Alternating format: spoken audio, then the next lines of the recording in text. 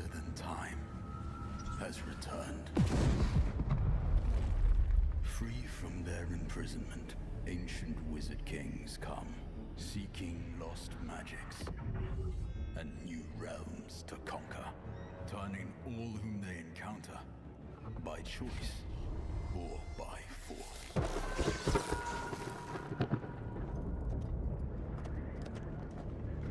Through strife, champions arise. New unities are founded.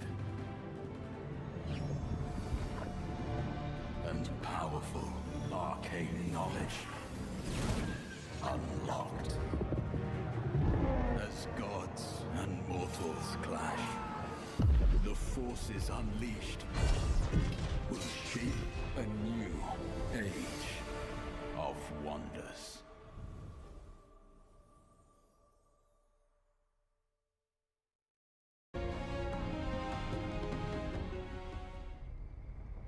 It was the time when the raw forces of magic returned to Athla. The seal that had protected the world was shattered. The cosmic currents thereby unleashed shaped the land, changing what was, whilst returning what once may have been. In the wake of this new genesis, the great empires of the Third Age fell into decline, bringing on an era of re-exploration and expansion. Alas, the time for peaceful discovery was brief, for the ancient wizards of the Second Age broke free from their eldritch prisons in the depths of the astral sea. Their strength regained, they set out to rule over the surviving peoples as god kings, or godir. There was little divine about them. Yaka, Nimue, Carissa, a pantheon of pretender gods. They were scarred, corrupted, haunted by millennia of torment, and ready to unleash their newfound powers against whoever dared stand in their way. Yet the wizard kings were not unchallenged. Mortal champions rose to the defense of their people, rebuilding their realms and learning to channel the currents of magic. This is the story of one such champion. While traveling through the Valley of Wonders in search of a new home, tragedy befell her tribe, its elder slain by a magical being. After inheriting both the Elder's throne and their powerful tome of magic, the young champion had to rise up and protect her people from the dangers that awaited.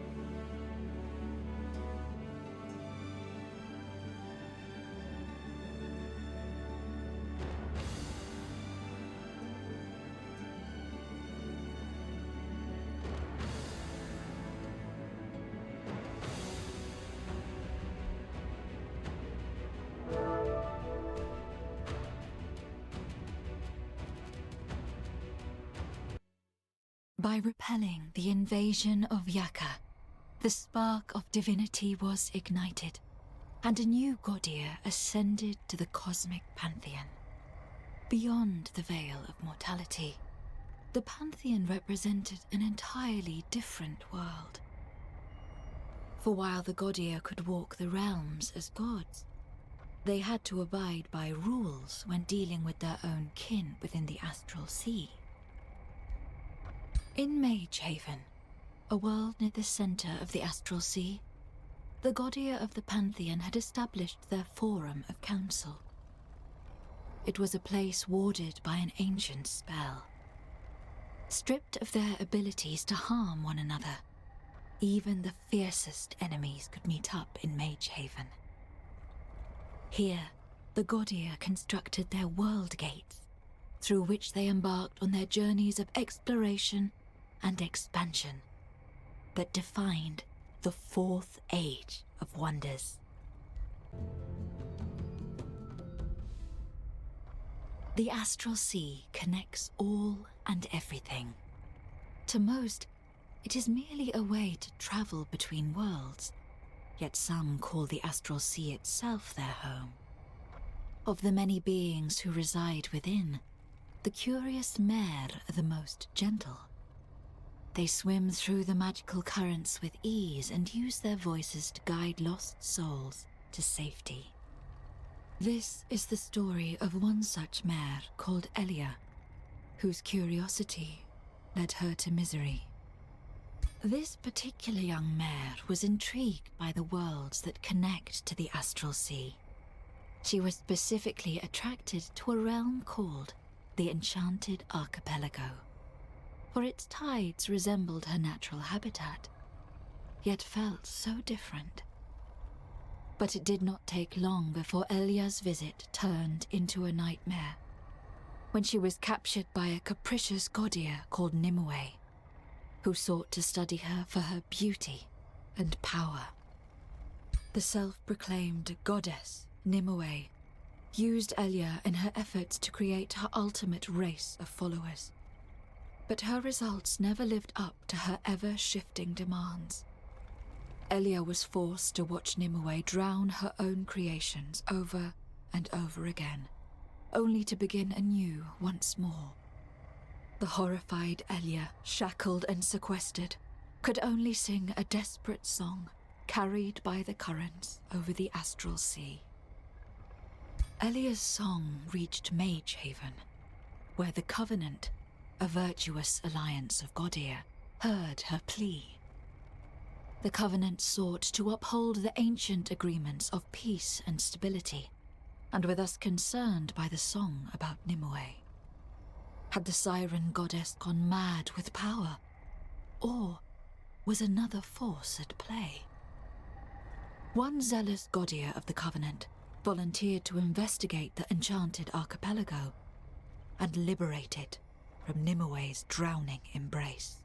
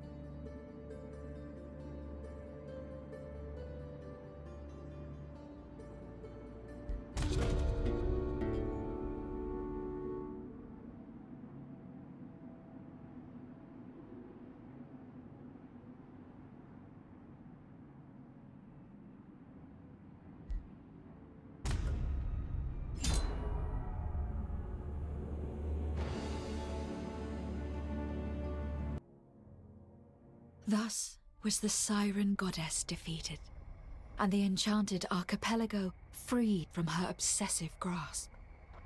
And Elia, the curious mare who euphorically experienced freedom once more. I am her. It was I who witnessed both the terror and the grace of the Godir. It is for this reason that I sing the stories of this age of Godir and of the good and the evil that reside within the ever-flowing astral sea. Yet my freedom begets responsibility. I could no longer ignore the murder and destruction of the powerless and innocent. My time as prisoner taught me about the plans of Nimue and her allies, the Godir Alliance, who call themselves the Shaddai. This is why I had to inform the Covenant of the scheming Shaddai and their ambitions, which were far greater than what the Covenant imagined. Ages ago, when the astral sea was still young, the Archons created a magical artifact. Forged in the fires of an elder dragon, the Gilder Coil served as an arcane compass, guiding the Archons through the currents between realms. According to legend, it still contains the echoes of their arcane journeys, and can lead those who hold it to forgotten places of sealed knowledge and magic. With its mysterious promise of power, the Gilder Coil fanned the greed of many rulers, until a daring Godir betrayed the Archons and stole the Gilder Coil from their celestial reliquary. Ever since then, all traces of the compass have been lost, as have those of the cunning thief who disappeared into the mists of time. Or so it seemed for many a lifetime. Lithil Nightweaver was the first of the Shaddai to find clues of the Gilder Coil's whereabouts. Myths leading to runic omens, leading to riddles. The Shaddai were persistent in their search, for too well did the Archon artifact fit into their unfolding plans. And they were rewarded. In the infernal world of Obidoth, there exists a realm known as the Crimson Caldera, where war is eternal. Here the Gilder Coil lay hidden, yet the Shaddai sought no open conflict with Obidoth's demonic princes. As they weighed their options, an ambitious Godir from their ranks volunteered to venture there alone, well aware of the prestige and power that could be gained within their order.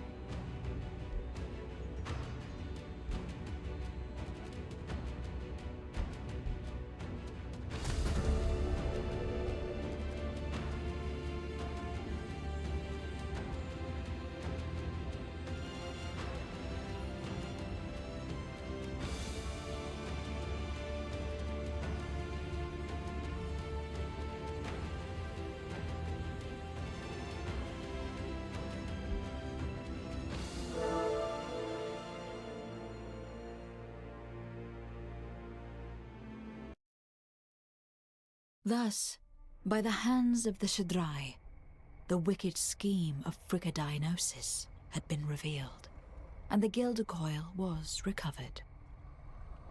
The Crimson Caldera had met its champion, and even the princes of Obadoth dared not interfere.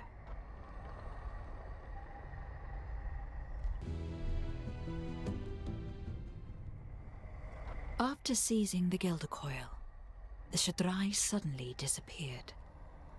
This concerned most Godia, the members of the Covenant in particular, who were actively opposed to the Shaddai and their schemes.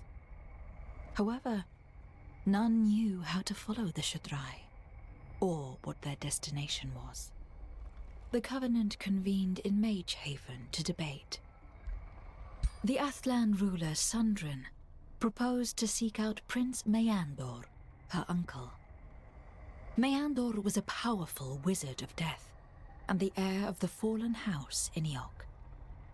He was the first Athlan to discover Magehaven, and had guided many banished wizards there, including the Shaddai, saving them from eternal torment in the darkness that lay between the realms.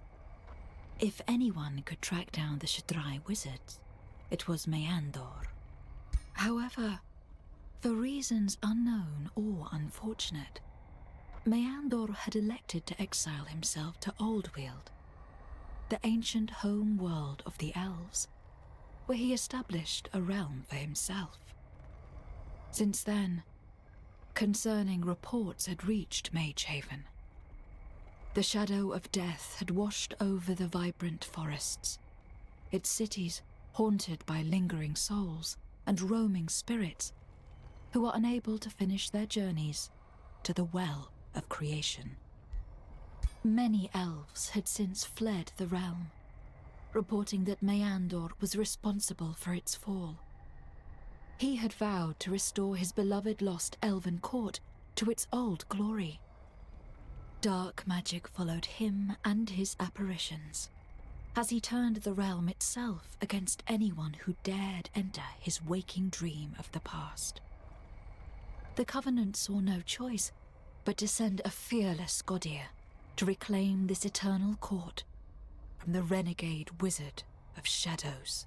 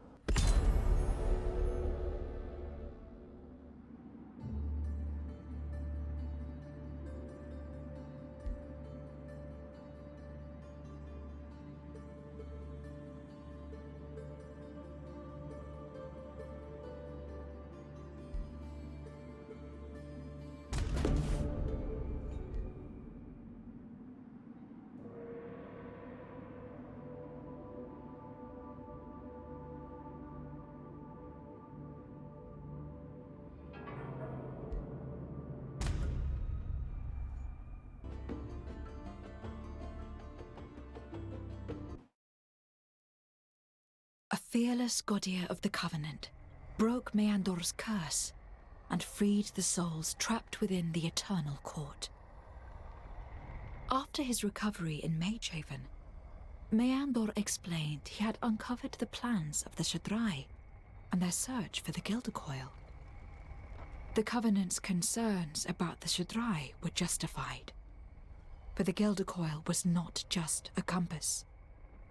It was a powerful Archon artifact, capable of leading those wielding it to powers even legends dared not mention. The Shaddai sought to release the power locked away by the Archons. They had invited Meandor to join their cause, but after his refusal, the Dark Cabal had ensnared him in the nightmares of his past. Meandor was furious that he had allowed himself to be manipulated.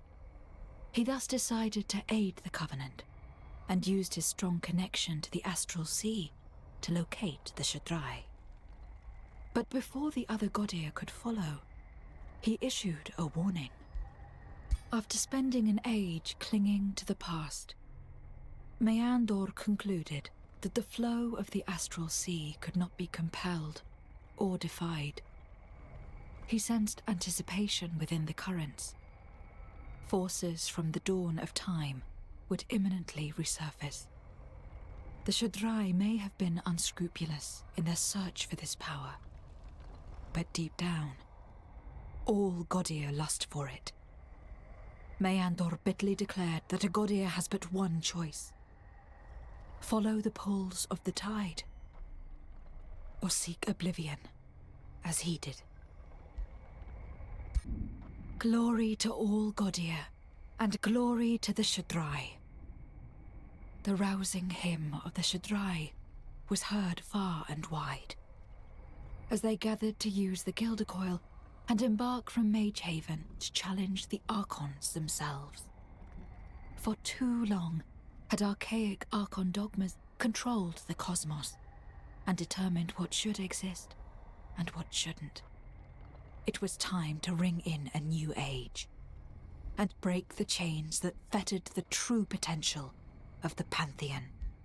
Grexolis was the long-sought-after target of the Shaddai. It was a world whose mere existence had been concealed by the Archons in great effort, as it contained the forbidden magic of ancient times. The Gildercoil not only guided the Shaddai to Grexolis, it was the very key to opening the World Vault itself. Coming to Grexolis meant to seek celestial judgment, but the Shaddai were prepared.